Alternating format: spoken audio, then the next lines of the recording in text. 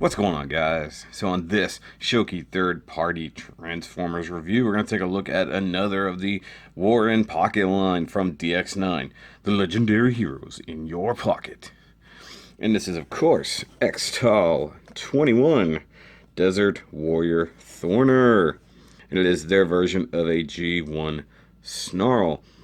Now, compared to some of the other artwork, this is just okay. But it calls him a Desert Warrior, but then shows trees and whatnot behind him. It is pretty cool, though. I don't know why he went with like a weird yellow aura on him. Trying to tell if the box is dirty. Or, yeah, the box has some gunk on it. But it's not bad. Very, decent looking painting. Of course, I love the old school G1 aesthetic going on there. And you have a little image of his robot mode right there. Turn the box this way. You got XTAL21, Desert Warrior Thorner, War in Pocket, blah, blah, blah. Dino mode, robot mode. Come over here, you've got all the same things, but sideways. Come to the bottom, everything's upside down. It's ages 15 plus, upside down. But hey, I'm right in the middle of that. Come around here, you get that image as well. And then on the back, you get a repeat of this rear box art with all the Dinobots versus the Constructicons, which I still really want to get a hold of their Constructicon set. So that'll be hopefully sometime later. It is an expensive set. It's about $130 for all 6. And then you got Dino mode, robot mode, and the tech specs down there.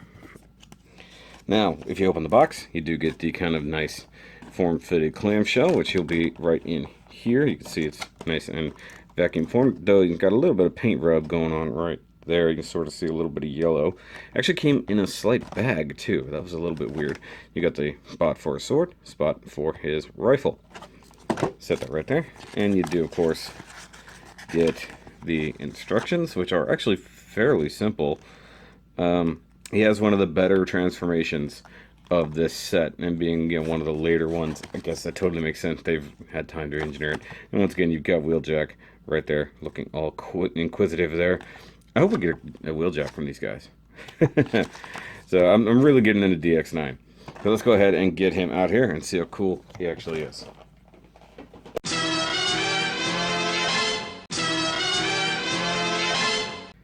And here we have Thorner, their G1 little bitty snarl. And he is definitely a little stubby, robotic Stegosaurus. And that's what we're going for. Oops, I overkilled that a little bit. It looks really, really cool. I had a G2 version of Snarl, so the reddish, almost maroonish version of him. And I liked it. It was pretty cool. It was one of the few Dinobots I actually had. If you guys know, I had 2 or 3 of the G2, but I never had the full set all at once. So this is actually pretty cool. We got yellow paint for all of the spikes, the tail, and the head is molded in yellow plastic. Nice metallic blue eye like everybody else, right, going on there. Very turtle kind of head going on there. Almost like more like a monitor lizard kind of. Very, very different. You also get the clear smoky plastics, very G1-esque. You got a darker metallic gray plastic there, and then you have this lighter gray right down here on the belly. Very different. You got the molded red plastic here. You got some silver paint there, blue and silver and black paint right there on the side. What will obviously be his legs. Heaven forbid. But I love the fact they actually do this with almost no kibble whatsoever. The worst thing is you can definitely see the robot mode hands just hiding out in the knees. I wish they had done a better job. That's like the mixed thing about these guys. They all hide their hands differently. Some do it incredibly well, and some, like this guy, not so much. They're just there. I mean, in some aspects, they almost look like a knee joint, maybe. I don't know, but, it's they could have done slightly better with that. They could have easily tucked it away. But it's pretty cool. Be careful with these little spikies back here. They're slightly sharp, but it does look pretty cool. Now, before we get too far, we'll go ahead and do articulation in Dino mode. He does have ball joint and hinge mounted front legs, so he can go all the way around like so. He does actually have a knee, and ankle tilt here for the foot. It's all part of the transformation, but it's nice to have it in there. The back legs, which of course are going to be the arms, do rotate. They have the swivel right there.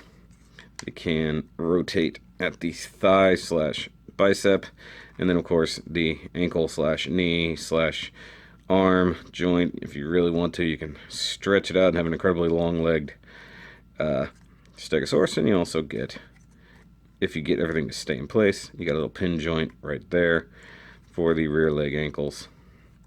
So that's pretty good. The head does not move, however he does have mouth articulation, though it is very hard to open his mouth. It's actually incredibly stiff. I did have to pry it open the first time using a tool because it was just so stiff, and realistically this is what kept happening. So he does technically have head articulation, but you get a very broken sculpt. Plus you can just see right down his throat right there. So, you know, it is what it is. What do you want? What do you want from your Dinobots? Now, this is one of those where it'd be awesome to have some more like flame effects and stuff like that for him, because I think he could shoot fire as well, not just slag. But I know he could also shoot little beamies from his tail. He would turn his tail and shoot 4 little beamies from it, or 1 big beam from all 4. I can't really recall, to be totally honest. It's been a very long time since I've seen G1. Now, let's see here. Let's see if I can get him a little more squat on the front. So he's doing push-ups like so. Now, we do have to do some comparisons. So let's bring out the previous Dinobots we've looked at. So we've got Slag. We've got King Grimlock himself. Let's bring things closer to the camera. And then Sludge. So we've got 4 of the big dinos all right there, and they look fantastic, don't they? Yeah, they got the color scheme nailed on these things, and I do think this is one of the best third-party representations of G1 cartoon Dinobots. I mean, they have a couple missteps here and there, and then some of the engineering design, I don't know what's on there. Some of the engineering design is wonky at best, but I really do love these things. And of course, because it's 2018 and he hasn't been in a video just yet, here's our good buddy Wally. So Wally, you have a new Dinobot friend to play with. Careful, he does have big spikes on him.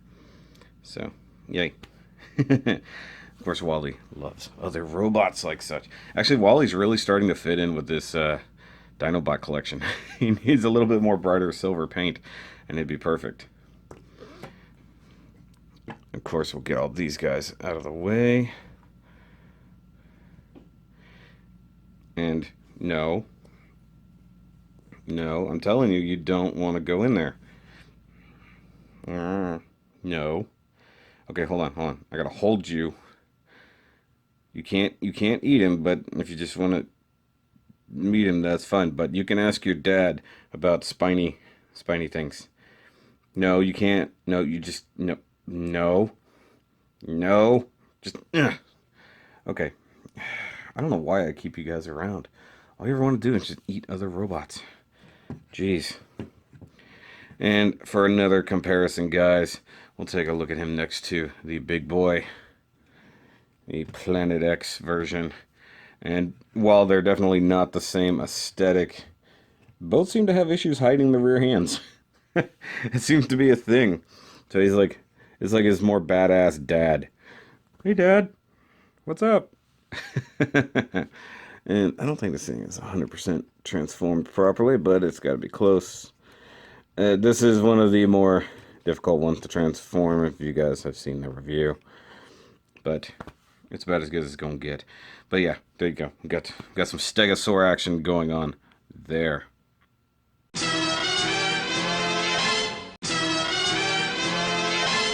And just real quick, guys, before I go to transformation, let me go ahead and pull up an image of G1 SNARL in Dino mode, and just see if we have a decent comparison to see how they look. There's definitely differences. There's a little bit of interpretation, but I think it's fairly close for what it is. And you know, they can't ask too much more than that. So let's go ahead and move on to transformation. All right, let's go ahead and get this little dude all transformed up. Now, I know that stuff is supposed to happen. I just can't remember in what order. I'm just kidding. Pretty much in general, like all others, you start with the legs. But getting them apart is not the easiest thing. So you kind of have to pick your poison. I do love it as just a seam line all the way down to the underside of his body. The underside of his body. Alright, I should prep all of my videos by watching something with Scott McNeil. It'd probably be, really, really amusing. Alright, so you want to split him open, like so his faces are touching in a really strange manner. And then you want to actually come around to the side, get the leg out of the way. And of course, right there, you can just untab that. Then you have a little hinge right there by the knee. Swing that bad boy around, like so. Then take the dino head, tuck it in. Oh, forget to do the rest of it. I guess depending on how you want to make it look, you could totally leave the dino leg out and be very G1-esque, or you can actually, update yourself and your life and go ahead and bring this on the inside, but actually do it in a way that it will actually tuck away, like so. And you can kind of do that just however you want, as long as you get it out of the way and you have enough room. That does not qualify as enough room. Okay, so we want to straighten that leg out. So let's remember that for the other side. It is a very tight swivel for some reason. Still not enough room. I've done this at least once, right? Right. Okay. Hold on. There we go. Alright. So what you're going for is to streamline that pretty much over there. Then close it. Jeez. And then that tab will go right back into the same slot, like so. And you want to turn the leg around 180 degrees, like so. And we're going to come back over to this side, grab the head, pull it back. So he's like, no! And then untab it. Use that same swivel there. Then bring in the leg. We're going to go ahead and straighten it out this time. So the first leg is always the screw it up leg. The second leg is to show it how it goes like a professional. Because that's what I consider myself. Nope, can't even finish the sentence. Alright, tuck away the head. Tuck away the head. Close the head. Make the tab go into the tab. Why is the tab not lined up properly? There we go. And you get that kind of mess. If you want, you can probably finagle it a little bit more, like so, and there you go. Go ahead and rotate at the thigh, and now you've got this kind of monstrosity. I'm gonna win. All right, so go ahead and do the arms. You want to kind of accordion this out. Fold this all the way back, tuck the paw back, and then rotate the really wimpy hand. That's the other thing. I was complaining about the non-hidden hands, but realistically, it's a wimpy hand at the same time. It's tiny for this guy. So, got this going on. So he's like, hey, I'm backwards. What's up? Alright, so I'm going to come down here, rotate at the waist. So he's mostly facing the right direction. He's starting to become a thing, although that's fairly epic looking in and of itself. Yeah, it's like a mech. Big mech suit. I will say that hinge is nice for posing, but it's kind of annoying when you're just trying to stand the dude up straight and it won't lock in place. Alright, so the obvious thing here, go ahead and split the tail. Now mind you, the tail is completely painted, so if you don't want to mess up your beautiful tail, you need some type of prying device that I seem to have left in the other room. How do I not have a dozen of those things just laying around? Okay, so try to get your thumbnail in there. Split the frickin' tail. And don't, you could always go ahead and try to, split it via pulling on the spikes, but I definitely don't recommend that by any means. Hold on. Okay, found the tool of persuasion here. Let me change the angle. There we go. So go ahead and kind of prop that in there. It's a very, very snug fit, guys. There we go. So you can now attempt to separate this. I don't know why did I forget a step? I think I forgot a step. Oh, I forgot a step. Jeez. Okay, so flip that up first. God. Alright. Then you want to rotate. This is one of the parts of the instructions that I totally was lost on. You rotate all of these sections where the arms are. This whole bit rotates up, so you see it exposes the way the tail comes out. That's an important thing. Now you can totally split the tail, unlike before where it was not able to be splitting. Splitting is a word. Actually, that's not gonna work either. Hold on. I've done this at least twice. Still stuck together. Hold on. There we go. I need a spudger like Skullface has. I need to find out where he got that thing. Okay. Now, this is kind of a semi-complicated thing because you got all these red parts right here. You got a little nub right there. All of that has to whip around like so. At the same time, fold that in and rotate it up like so. Then you can scooch it out of the way. So for those paying attention, we're going to turn that out a little, rotate on this ball socket here, flip that in, and then rotate up like so. Split that wide open like that. Everybody following? Plus I like the clear plastics here. Now we take this part, go ahead and just fold it up and out of the way. And then last but not least, we want to flip the head out. Now, while we're here, I'm going to talk about a very specific issue. You can see there, he's got his little horns on his head. And you can see that I've had to cut a couple little clearance holes there to make that come around. Now, I don't think it's perfect because it does seem like it's jamming up a little bit. But then again, I can't quite push it. But those little ears or horns on his head always hit right there, and that was not a good noise. So clearly I need to gouge that down a little bit further than I have. Apparently it cleared it one way, doesn't necessarily clear it the other. But this is a definite problem with these things, is clearance issues. So the only thing that I've been able to do is just pull this back a little bit further and then just barely skip it past it. You can see right there. Once you get the head up all the way, no problems. So I'm going to take the spiky part. You got a nice double hinge here. Pop that just down, best flush you can get it. And then something I totally missed the first go around. Fold those close.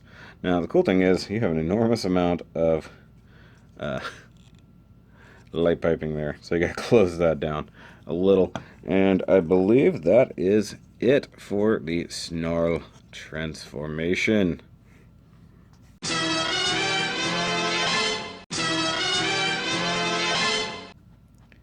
And of course, now that he's in robot mode, we can take a look at his accessories we didn't look at earlier. And you've got his rifle, which seems to have the same issues some of the other ones do, with a weird, like, shiny gloss part and then a not gloss part. Also, this one seems to be, is it just me, or is it kind of aimed downward a little? Like, somewhere here in the barrel, it needs to just be picked up a little bit. But very, very G1-esque. And of course, it can fit in his tiny hands. I mean, geez, they could have made his hands smaller.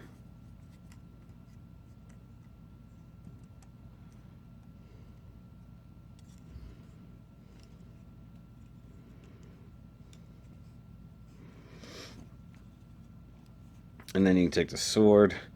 And this guy had the same problem that Grimlock had, where, because the sword is very, very similar to Grimlock's, where one side sticks out a lot further than the other, and he could not hold it straight, so I just, trimmed it down, sanded it up, so you could actually hold the sword perfectly well, like so.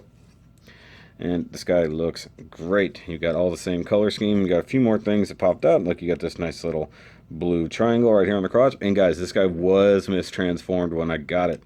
The crotch and the hips and legs were rotated the wrong way. So they had it this way in the box. And I don't even understand how they did this, because it can't technically go this way. But it was, something was really backwards. And I was like, something's not right here. I could not transform properly. I'm like, that just doesn't look right. What the heck happened? And so I fixed it. Not too big of a problem. Or did I have it? I'm trying to remember. No, I think it was something else. I think I might have had to take it apart. I know I had to fix it. It was wrong. But no big deal. Now, like I said before, these little extra joints there for transformation, well, they give him a good wide stance. If he's not standing straight up or somewhere in between, he starts getting a little bit wonky. But he does look good. He's got a very nice head sculpt. The blue painted eyes are a little hard to see under these lights, but they are there. You can barely make it out. And for some reason, they do light piping. Like the back of the head is definitely a clear, but darkened out plastic, so they kind of intended for these to be light piped. So I don't know why they stopped. I mean, that would have been pretty cool. But you do get, a back and forth movement with the head. Nothing spectacular. It does rotate, but you can probably go all the way around. I'm not going to bother. Actually, I know it goes all the way around because I thought that might help in the transformation process. Shoulders are exactly as they were in Dino mode, so you can get it way up there like that. You can go pretty far, though of course the big old tail back there is a problem. You do have bicep rotation with the strangely wrong color plastic. I think this should have all been the same gray. I don't like the fact that that's broken up. You do get a single jointed elbow like so, and if you really want to, you can get a little bit of wrist. Actually, I'm not saying if you want to. Get a little bit of that wrist articulation can come up. Or he can even go into stabby mode, tuck it down a little bit if you really want to. Same thing with the gun side, so if you really need to point it forward, you totally can. Now, no kind of ab crunch, but you do get the hip articulation. Like I said, a waist rotation. Hips are on a nice ball joint. You can just go in every single direction you want to go. Jean-Claude, no problem. Thigh swivel, no problem. Single jointed knee. Of course, you get the side joint, so he can like scratch his own heel. That's kind of cool. No foot articulation because he doesn't really have any kind of feet, but he can plant pretty well. The backpack is a little heavy, but he fell over. It fell over a couple times. You just got to balance. You got to balance out your knees. Essentially, is what you got to do. So he looks really, really cool. But we need to see him next to other things. So let's bring in Wally. So you can see how tall he is. Look, Wally. Your buddy the Stegosaurus got bigger. Now get out of there. Scooch him back a little bit. We'll bring in Slag with his legs like touching, because once again, this is another one where the leg design leaves something to be desired. There's your Triceratops friend. There's Sludge on this side, a big bruiser. And then, of course, Grimlock, who I still say is not quite tall enough. Yeah, I need to scooch everybody over. Scooch! Scooch! Like speech. I still say Grimlock should be a bit taller than them, but, I guess it is what it is. Like, maybe it needs to be about 3% bigger. But I do love this set. It does look fantastic together. Very much capturing the G1 aesthetic. Speaking of, let's see an image of G1 SNARL right here. And, it's pretty close. They definitely took a tiny bit of liberty But, you know, you can only do so far, and a lot of those animation models weren't really that good.